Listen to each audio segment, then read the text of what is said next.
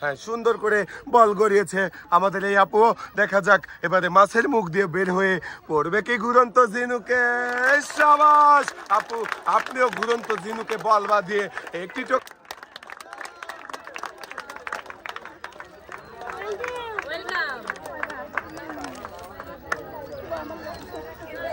5 নয় 10 নয় 15। সুন্দর করে 2 হাত দিয়ে বলটা গড়িয়ে দেন দেখি।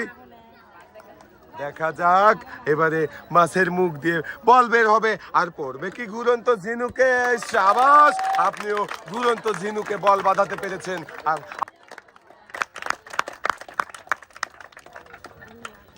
এবারে আপনি চলে যাবেন। সুন্দর করে বল গড়িয়ে দিয়েছে চাচি, মাছের লেজ দিয়ে ঢুকেছে বল, এবারে মুখ দিয়ে বের হয়ে পড়বে কি ঝিনুকে। সাবাস, চাচিও ঘুরন্ত ঝিনুকে বল বাঁধিয়ে দিয়েছেন।